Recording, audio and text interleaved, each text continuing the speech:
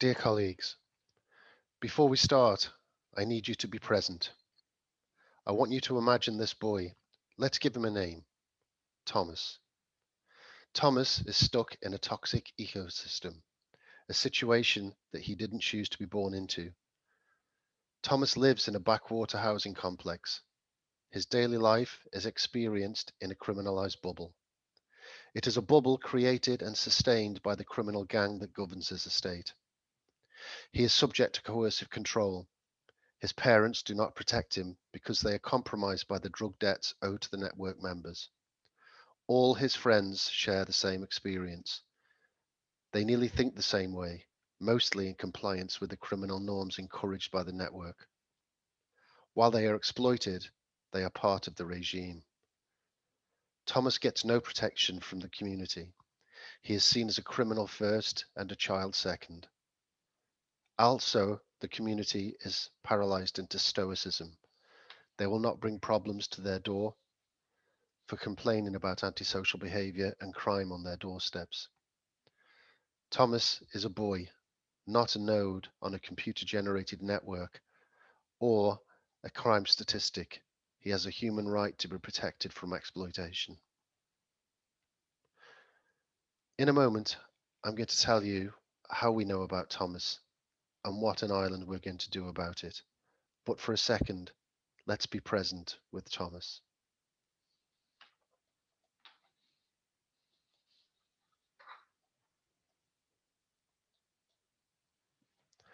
Thank you. My name is Sean Redmond. I am a professional social worker. I am a government administrator in the Department of Justice. I am assigned to the University of Limerick to help improve the evidence base for progressive reform of youth justice policy in Ireland. Today, I will be talking to you about a real-life bottom-up design of a programme for children caught up in crime networks. I think it should be of interest to policymakers and programme designers because we've developed a practical stepwise guide to bottom-up design.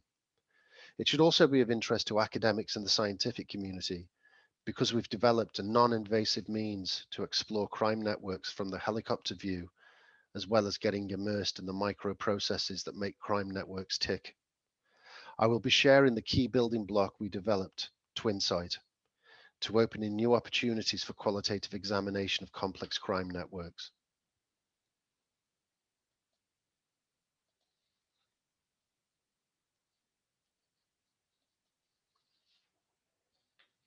I want to give you a quick summary of almost 5 years' work working alongside An Garda Síochána, the Irish Police Service. This is the primary research that contributes to our intervention programme. Here we have network analysis of 3 anonymized but real locations, Greentown, Bluetown and Redtown. These areas were selected from National Statistics ranking burglary and drugs for sale and supply. These offences are atypical for children in Ireland. They are linked to multiple offences, and these children are what's known in the literature as the right-hand tail. The networks that you see are built using police detection and data and intelligence data to link suspects who have collaborated in burglary and drugs for sale and supply. Networks were created by police analysts, not researchers, but they were built to research specifications. The researcher's job was deeper examination of these analyst constructed networks using qualitative methods and interviewing specially selected local police with huge tacit knowledge about the individuals on the network. We've replicated this qualitative study 3 times, and we'll be doing it again a further 2 times.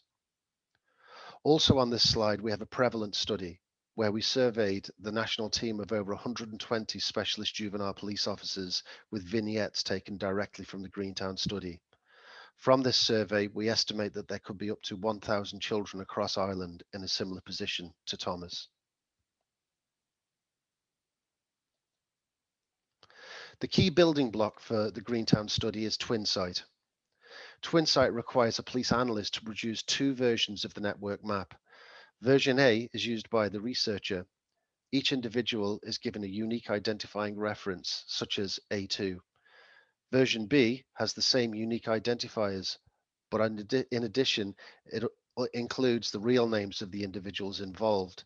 This version is only ever seen by the police. As a researcher, I only know A2 as A2, The police officer knows that A2 is Sean Redmond, but we both only call him A2. In the location being examined, 20 to 40 police respondents who have lots of knowledge about the individuals are specially selected to take part in an interview, usually about an hour long. In the interview, there is a physical space between the interviewer and the respondent. We ask all the police officers to ground their opinions in facts, so it means that the research is full of good stories.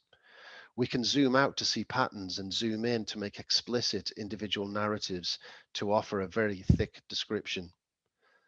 Looking at the network as a whole, it allows us to ask questions like this and then to compare the testimonies of repeat respondents about the same inquiry. Irrespective of the safeguards, this was a huge leap of faith for the police in Ireland. Let's have a quick look at the instrumentation that TwinSight requires.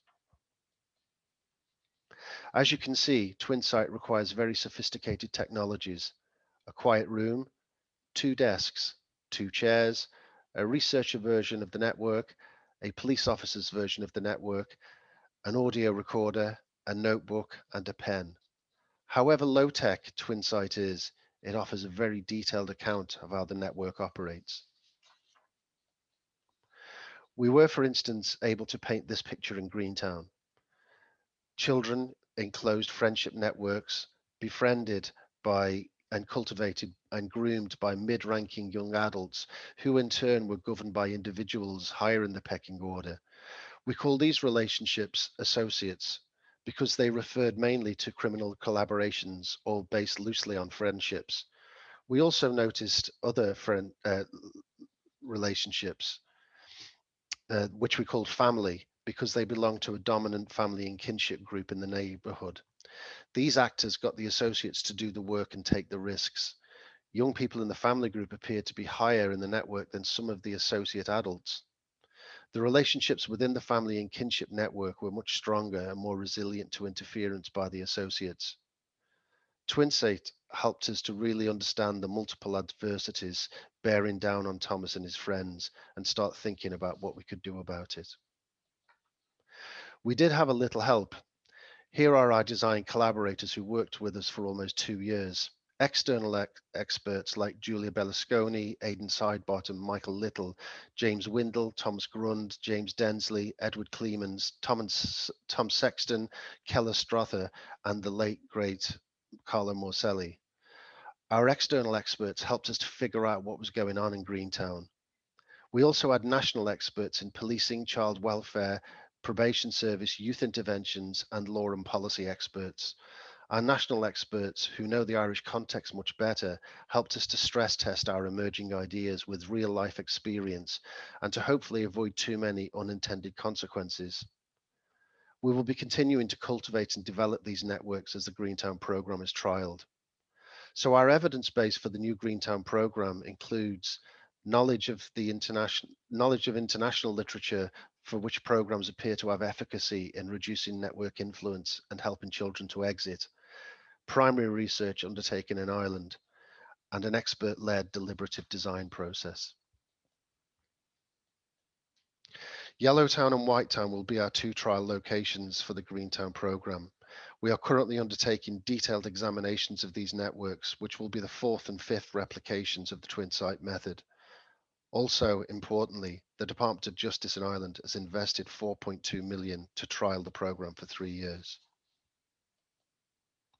So after lots of thought, this is an evidence-informed mission with bounded flexibility, not a prescribed program. And by extension, it needs excellent people as well as an excellent plan. Network disruption is based on network analysis provided by my colleagues in the University of Limerick. The police will use legitimate means to disrupt certain influential individuals linked to the recruitment of children. A ring-fence budget has been secured to support community efficacy or activities that will boost the pro-social voice in the community. A ring-fence budget has also been secured to give effect to pro-social opportunities, individualized training, education, social enterprise plans for young people embedded in the crime network who signal that they want to leave. An intensive family program, which is a high intensity intervention at a family level with very capable practitioners and low caseloads, perhaps only 5 families per worker. over a long period of time, modelled on a highly effective bail programme we've developed in Ireland using multisystemic therapy. There will be strategic oversight by a local multi-agency management. The core of the group will be police, probation, child welfare, and the NGO providers of the intensive family programme. This group will regulate the balance of the four pillars, but it will be agile.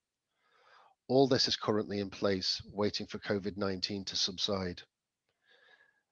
Accepting the complex environment, this is what amounts to a good evidence-informed bet, loading the dice for children involved.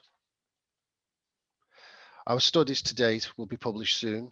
We have a reasonably small number of children involved in crime networks in Ireland. Their lives are miserable and it compounds their poverty. They deserve better, and this is our mission. Thank you.